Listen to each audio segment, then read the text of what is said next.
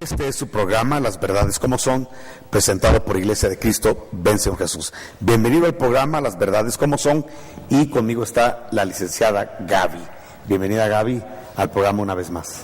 Gracias, pastor. Siempre es una bendición poder acompañarlo en el programa y que este programa sea de bendición también para las personas que nos están sintonizando, ¿verdad?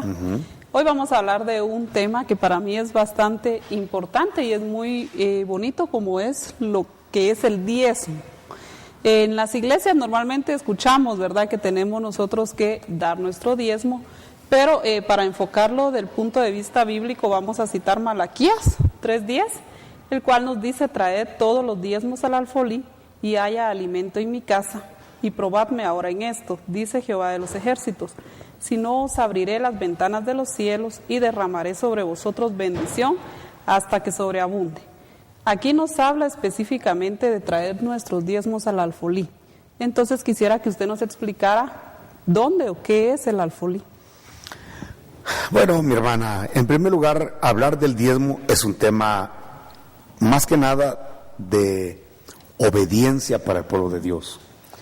Creo que antes de contestarle, me gustaría mucho poder recordar que la mayoría de veces nosotros hacemos las cosas por imitación.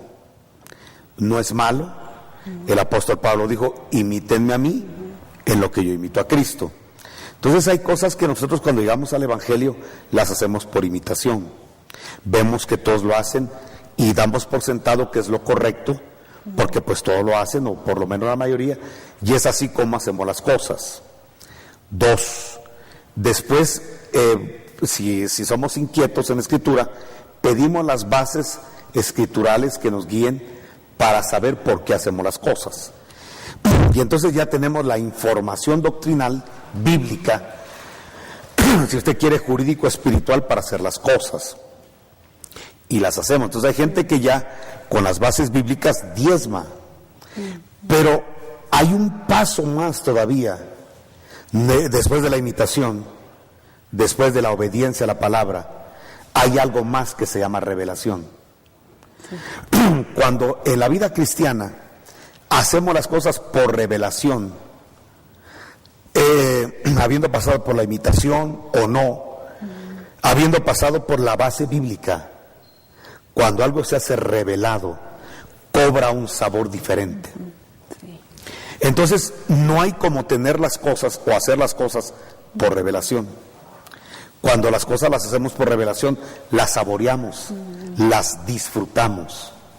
Entonces, como en todo paso bíblico, en todo acto de obediencia a la palabra, para poder tener un sabor por el diezmo, por la ofrenda, tenemos que pedirle al Señor que nos revele el propósito, que nos revele lo que es el diezmo, para nosotros poderle encontrar un sabor específico y especial al diezmar. El diezmo, pues ya sabemos todos, de lo que recibimos, de lo que percibimos, le entregamos al alfolí, como bien dice la Escritura, el 10% de todo eso. Cuando la Biblia dice traer el diezmo al alfolí, usted me está preguntando qué es el alfolí. El alfolí es el buzón, es la cajita que cada congregación establece para que ahí se coloquen los diezmos. Dios fue muy específico en decir: traigan los diezmos al alfolí, para que a la gente no se le ocurriera, a la hora de tener el diezmo, repartirlo a su libre albedrío. Y que la gente diga: bueno, ahora que va a estar,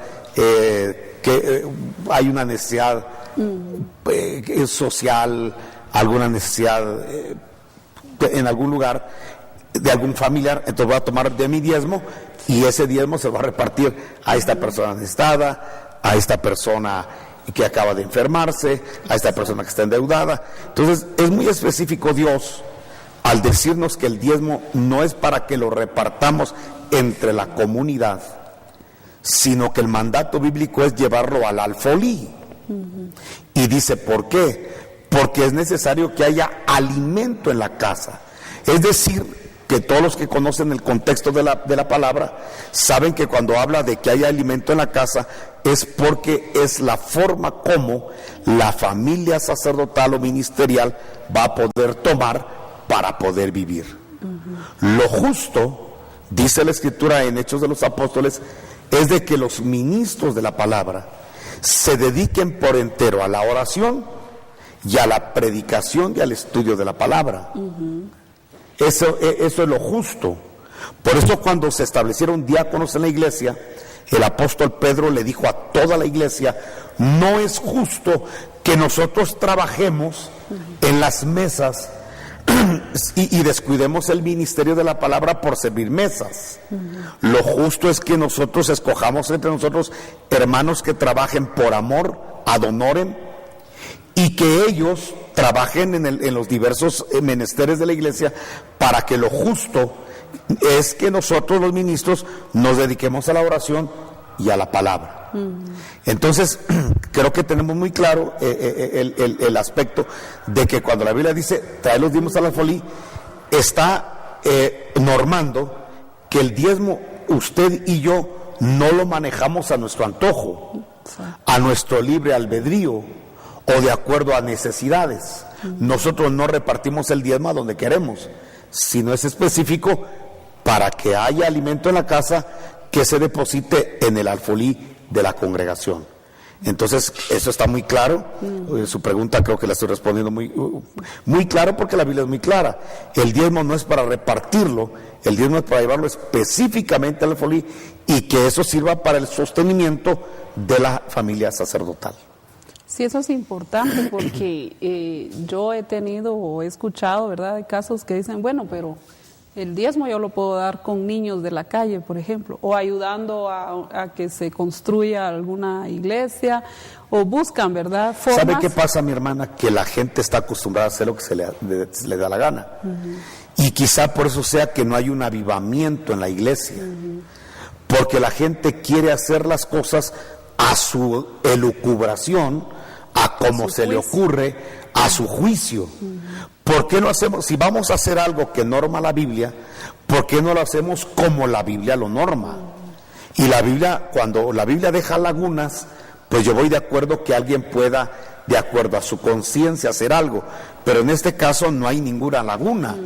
Es específico, el diezmo va al alfolí de la iglesia para que haya alimento en la casa. O sea, es muy claro, hermana Gaby, que solamente una persona ignorante o rebelde o resentida contra los ministerios, porque ve que hoy en día tenemos mucha gente resentida contra el ministerio pastoral y los ministerios. Entonces, como que hay gente que se siente ofendida si un pastor vive bien, si vive con comodidad económica.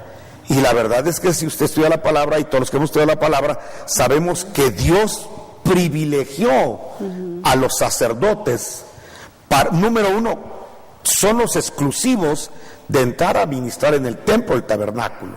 Ya con eso es una clase diferente. Número dos, no le dio tierra para que heredara, sino que le pidió a las tribus que se dieran parte de su tierra para los graneros, para los establos de los sacerdotes, porque iban a recibir primicias, iban a recibir diezmo, iban a recibir ofrendas y libaciones. Entonces todo esto, ¿dónde lo iban a almacenar? Porque era demasiado. O sea que Dios privilegió a la casta sacerdotal para que sea una casta enriquecida. Si había un pueblo que tenía que ser bien enriquecido económicamente y espiritualmente en Israel, fue la tribu de Leví. Y esto fue porque ellos no adoraron al becerro de oro. Entonces Dios les dio un privilegio todavía más grande, y les dio el privilegio de entrar a ministrar en el templo, porque cualquier persona de cualquier tribu no podía hacerlo, solo los de la tribu de Leví. Y número dos, los privilegió con eso, con el 10%, con las primicias, con las ofrendas y las libaciones, de tal manera que los sacerdotes eran tan ricos, pero tan ricos, que cada 3 años abrían los graneros, abrían los establos y repartían todo, porque era demasiada la abundancia que tenían los sacerdotes. Entonces aquí viene la ignorancia de mucha gente que dice que Dios quiere que los ministros vivan en pobreza, cuando la mente de Dios no es esa. La mente de Dios, para todo el estudioso de la Escritura, sabe que lo que Dios pensó fue que si hubiera un privilegio aún económico, fuera el del activo sacerdotal. Pero va algo más. La gente dice, pero es que Jesús fue pobre.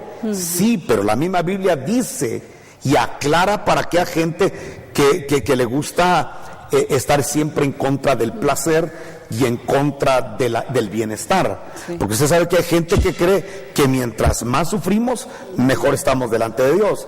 Hay gente que erradamente piensa que si usted es pobre, está mejor delante de Dios, que si usted sufre, está mejor delante de Dios.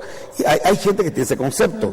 La Biblia fue muy clara en decir que Jesús, siendo rico, porque Él es rico, Él es el dueño de todo, sí, todo fue creado para Él y por Él y para Él. Entonces, si hay alguien rico, extremadamente rico, es Dios. Sí. Si usted visitara el templo de Dios, es una opulencia. Le hablo del cielo. Si usted va al trono de Dios, el trono de Dios es opulente.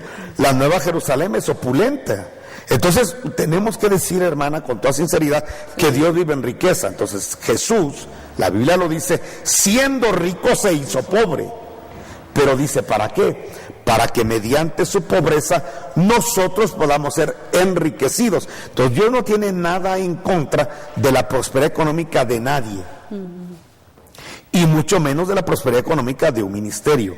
Entonces, tengamos claro que Dios no tiene nada en contra de que un pastor viva bien económicamente, y para eso dejó al pueblo y bendice al pueblo para que a través del 10% de lo que perciben los ministros puedan vivir bien. Exacto. De tal manera, mire, le voy a decir una cosa, hermana. Nosotros regularmente en Ven Señor Jesús, todos los pastores regularmente, todos trabajan. Le puedo decir que nosotros tenemos pastores. Tengo un pastor que trabaja en el área de Naucalpan, que él trabaja en Pemex. Es uno de los altos funcionarios de Pemex. O sea, alguien diría, él gana mucho dinero. Sí, gana mucho dinero. Pero no por eso el pueblo, como gana él mucho dinero, va a dejar de diezmar. Porque el pueblo tiene que cumplir con lo que Dios manda.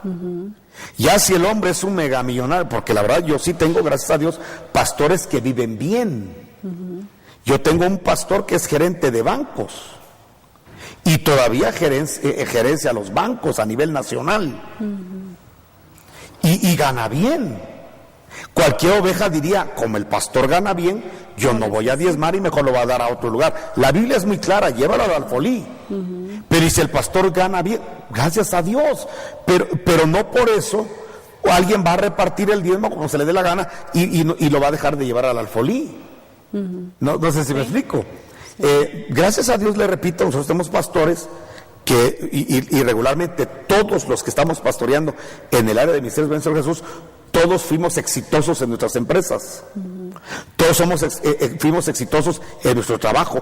Hoy por hoy, de todos los pastores, creo que solamente somos 2 o 3 los que ya trabajamos a tiempo completo en la obra. Pero porque la obra nos ha absorbido. Y de alguna manera este es nuestro trabajo. Y incluso hasta nos costó dejar el trabajo, porque nos gusta trabajar.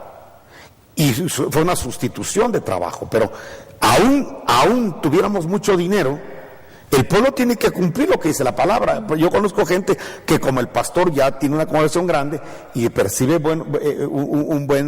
una buena masa del diezmo, ya la gente deja de diezmar, diciendo, es que el pastor ya no necesita. Es que la Biblia no dice si el pastor necesita, dale, si ya tiene mucho, no le des. La Biblia dice que todos nosotros tenemos que llevar el diezmo al alfolí. Sí, a veces por ese egoísmo de repente, ¿verdad? O por esa crítica creemos que estamos afectando al pastor, cuando no nos ha llegado la revelación que el diezmo a quien nos va a bendecir es a nosotros mismos. porque se ha tendido mucho a juzgar esa parte, sobre todo en estos tiempos, ¿verdad? Que se hace, que no se hace, o sea, va como con un propósito que no también, es. Gaby, miren, perdón que le interrumpa, pero también tenemos que ver que hay gente que ha manipulado la palabra, sí, para no conformarse con el salario que Dios estipuló. En esa manipulación todavía de despellejar a las ovejas. Sí. Eso es lo que ha causado que mucha gente tenga una adversión contra el diezmo y las ofrendas. Exactamente. Claro, pero por amor de Dios, yo le voy a decir una cosa, hermana. Yo en su oportunidad, cuando fui oveja, yo diezmé, ofrendé y aporté mi trabajo. Ya si el pastor le hizo, y quiero decirle sí, pues no sé cómo decirlo, quiero decirle que yo trabajé para 3 pastores, de los cuales uno es un sinvergüenza. Incluso llegó a la casa de mi madre para decirle, ya sé cuál es su ministerio, hermana. Mi mamá era una empresaria de mucho éxito.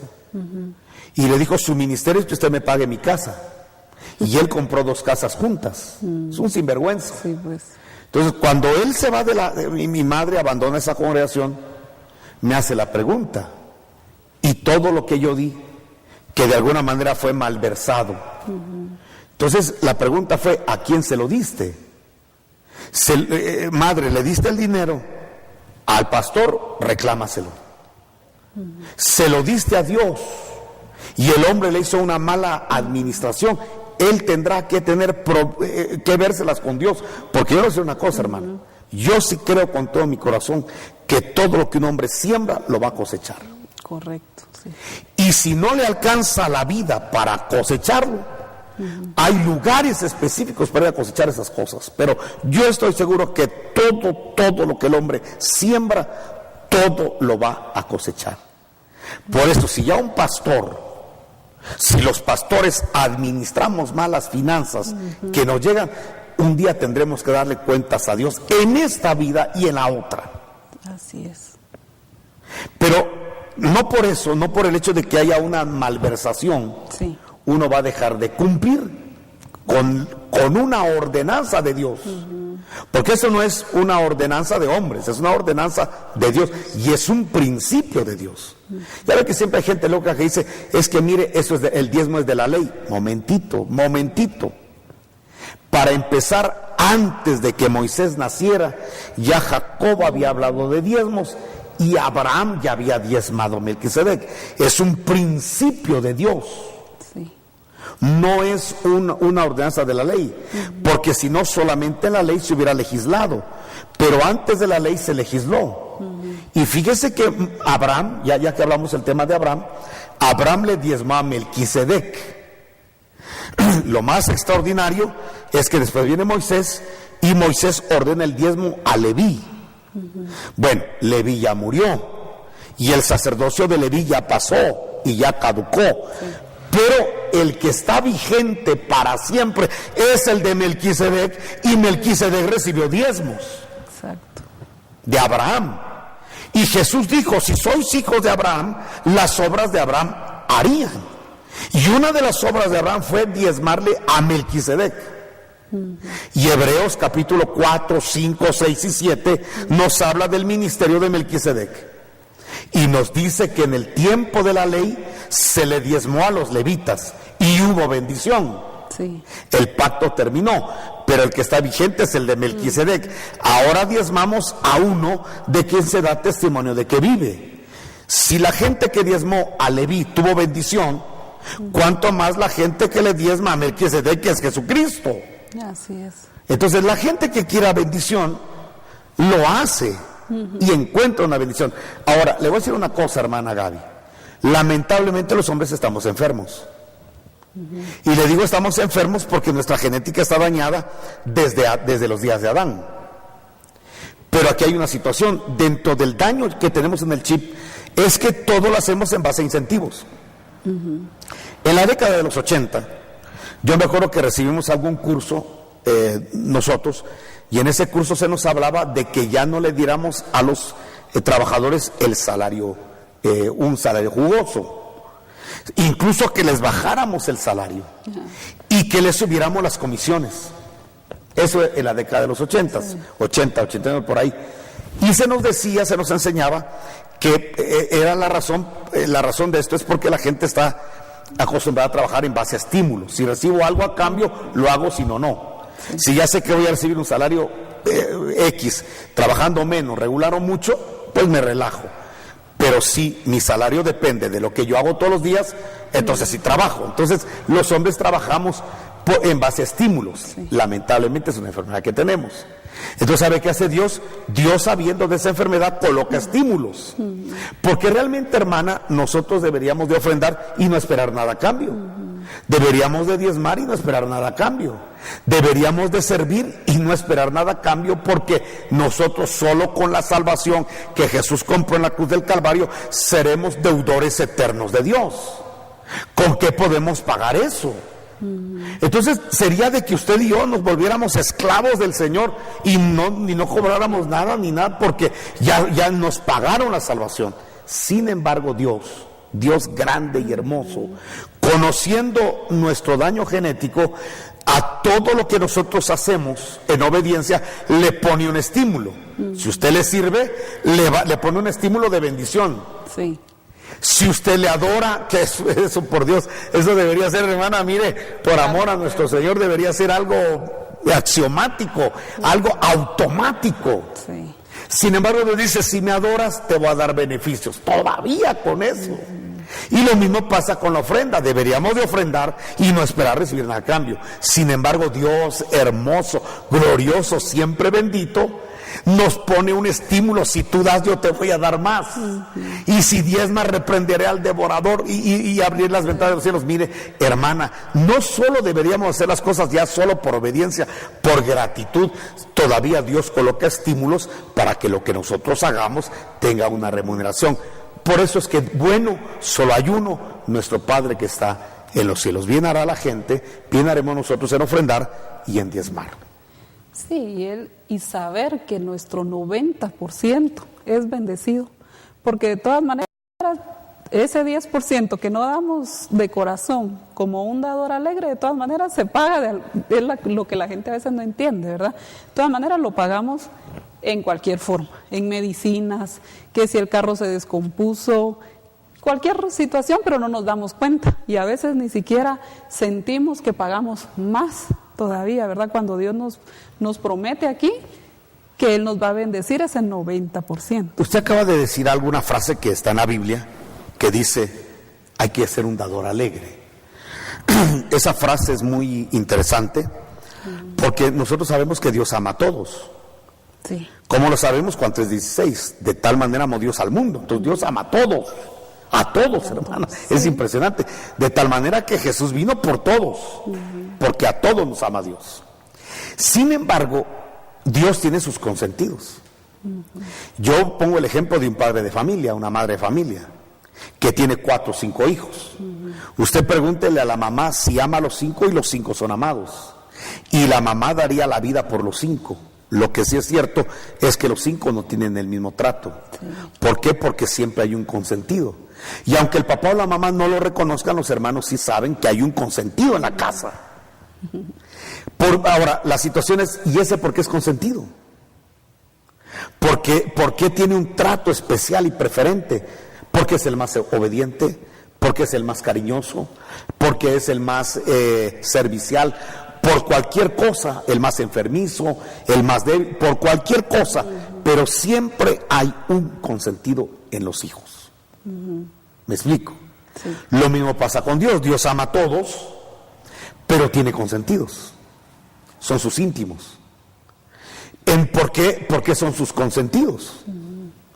Muy sencillo. Porque hacen cosas extraordinarias que no hacen los demás. Por ejemplo, dice, el que me ama, hay que amar a Jesús, porque no todos lo aman. Muchos sirven a Jesús, pero no le aman. Muchos van a la iglesia y leen la Biblia, pero no aman a Jesús. Muchos hacen cosas por el Evangelio, pero no aman a Jesús. Muchos ayudan y no aman a Jesús. ayunan y hacen las cosas por los beneficios, no por el amor a Él. Pero la Biblia dice, si alguno me ama, dice Jesús, mi Padre le amará. Nota, mi Padre le amará, está poniendo un agregado al amor. Y no que ama a todos, sí, pero si tú amas a Cristo, el Padre te va a amar de una manera preferente. Y así nos volvemos consentidos. Lo mismo pasa con el dador alegre. Dice que nadie dé por obligación ni por necesidad. Porque Dios ama, otra vez la frase, Dios ama al dador alegre. Entonces, Dios ama a todos, sí, pero ama, es su consentido al dador alegre. Entonces, la gente que ofrenda, la gente que diezma, la gente que da primicias, que cumple sus votos con amor, con ilusión, con alegría, tiene un amor agregado de parte de Dios. Se vuelve un consentido de Dios. Eso no quiere decir que Dios no ame a los otros, pero sí tiene un trato preferente por los que por amor hacen las cosas, con alegría hacen las cosas. Para mí la gente que aporta debería de pensar, digamos, vamos a pensar en nuestra área de cobertura de Iglesia Central. La gente que aporta debe sentirse contenta porque este programa está saliendo al aire gracias a los 25 centavos, gracias a los 25 quetzales, gracias a los 250, a los 2,500, a los 25,000 que la gente deja en el alfolí. Tenemos que ella tiene que sentirse contenta, decir, Dios mío, una persona se va a bendecir en un programa de televisión por mí. Exacto. Saber que el auditorium se construyó gracias a sus aportaciones, saber que los gastos de mantenimiento están llevando a cabo gracias a sus aportaciones, y que el pastor que tanto dice que ama, porque el pastor siembra en él lo espiritual, será cosa poca, dice Pablo, recibir lo material. Entonces la gente debería sentirse contenta, mi pastor está bien, la gente que tiene sus pastores, qué bueno que está estrenando, qué bueno que tiene un mejor carro. La gente debería sentirse alegre de que gracias a las aportaciones hay una familia ministerial que está viviendo lo más cómodo posible, que la familia que le está dando la bendición espiritual. Hermana Gaby, el programa ha llegado a su fin y les doy muchas gracias a todos los que nos ven, a todos los que fielmente nos siguen en estos programas, y si ustedes quisieran acompañarnos, las puertas de la iglesia están abiertas para ustedes. Que Dios les bendiga. Este es su programa, Las Verdades como Son.